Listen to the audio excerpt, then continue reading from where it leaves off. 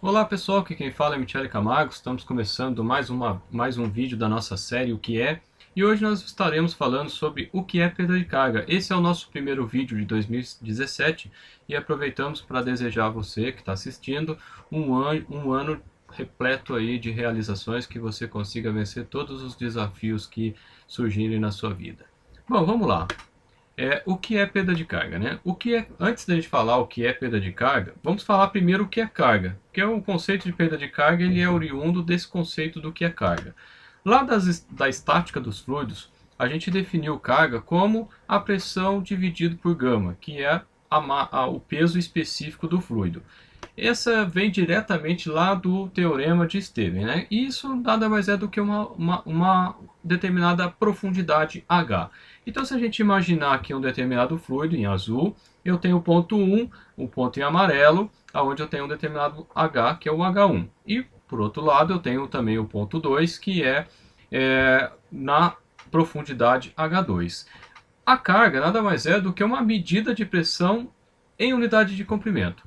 E daí que vem, desse conceito de carga, que vem as unidades metros de coluna d'água, milímetros de Hg e, para ser mais genérico, metros de coluna de líquidos, por exemplo. Né? Poderia ter outro, polegada e por aí vai, né? Depende do sistema que você está.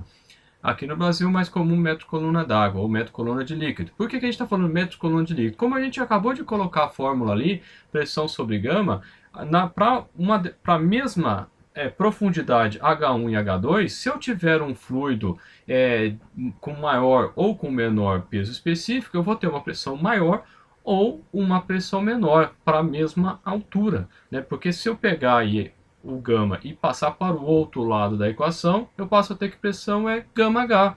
Então, quanto maior for o peso específico, maior vai ser a pressão naquele ponto 1 e também no ponto 2, se o fluido for mais pesado. É isso que quer dizer.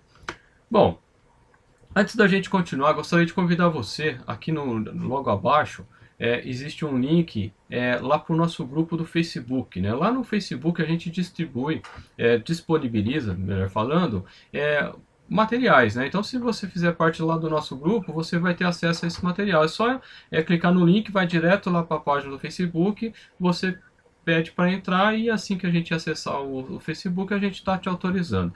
E também gostaria de convidar você a participar, a entrar na nossa loja, e se for comprar alguma coisa aí que você já estiver procurando, comprar com a gente lá. Bom, voltando aqui ao assunto, antes da gente falar ainda o que é perda de carga, vamos falar o que é altura de energia. A altura de energia, lá da mecânica, ela usa o símbolo H maiúsculo e ela é definida por três parcelas. Aqui a gente está falando a energia mecânica do ponto de vista hidráulico. Se a gente for levar em consideração a transferência de calor e mais o trabalho, aí a gente cai na primeira lei da termodinâmica. Então, isso, se for dessa forma, a gente estuda então através da termodinâmica. Aqui a gente não tem, então, a transferência de calor a gente não considera, e também não tem nesse princípio aqui, não teria trabalho, né? O fluido não está executando nenhum tipo de trabalho. Então, o H ele tem o chamado carga de pressão, que é a parte da energia de pressão, que a gente pode falar dessa forma também. A gente tem a parcela da carga cinética ou da energia cinética, que seria V ao quadrado sobre 2G, e por analogia também a carga potencial, que é o Z, que é uma posição. Lá na mecânica convencional, a gente tem lá a energia cinética, a energia potencial, e aí a unidade de energia é o Joule. Né? Mas aqui a gente está fazendo a altura de energia porque a medida também é em metro. Aí você pode pensar assim, mas qual é a lógica? Na verdade, não é a energia do ponto de vista lá de trabalho do Joule, né, da unidade Joule, mas sim é o mesmo que a energia dividida por unidade de peso de fluido, né, que é o que acaba caracterizando. Existe uma aula de mecânica dos fluidos que a gente explica detalhadamente esses pontos aqui. Se você não compreendeu, então você pode acessar a aula lá da equação da energia e entender melhor. Bom, voltando aqui, né? Então vamos imaginar que eu tenho um tubo, eu fiz de propósito um tubo cônico, para quê? Que à medida que eu altero o diâmetro da minha tubulação, ou a seção, né, que poderia ser um conduto de qualquer seção, não necessariamente circular, eu vou ter pela equação da continuidade, eu vou ter então uma alteração. Se eu pensar ali que eu tenho na parcela de pressão uma parcela de cinética, uma parcela potencial, para que a energia seja constante, e não pela conservação da energia, eu vou ter que ter variação. Então, se eu alterar o diâmetro, né, a seção, eu tenho, no caso, uma diminuição. Eu aumento a velocidade e diminuo a pressão. Se eu fizer o contrário, eu diminuo a velocidade e aumento a pressão. Mas se eu tiver, né, diferença de Z's, pode ser que isso se iguale. Então, quando eu altero, eu posso alterar a energia ao longo do escoamento, ela vai se mantendo razoavelmente constante, a gente vai explicar melhor isso daqui a pouco, e aí eu posso ter essas compensações. Então, posso ter uma transformação de uma parte de pressão virar cinética, cinética virar potencial, e assim por diante, depende das características. Bom, eu tenho então uma energia em 1, que é pressão em 1 dividido por gama, velocidade ao quadrado sobre 2g, V1 ao quadrado sobre 2g, e Z1. Também tenho altura 2, que seria a energia em 2, que é a mesma coisa, pressão em 2, né, dividido por gama, V ao quadrado é V2 ao quadrado sobre 2g, mais Z2. Bom, lá pela conservação da energia, que a gente acabou de falar, a gente teria que H1 é igual a H2.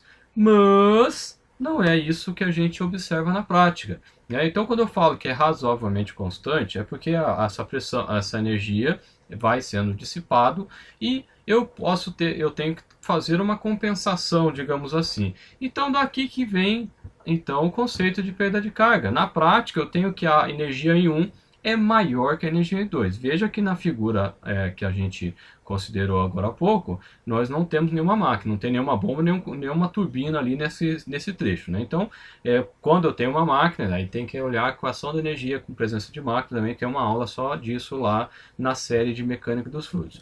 Bom, então que a diferença H1 menos H2 foi o quê? Foi para onde? Né?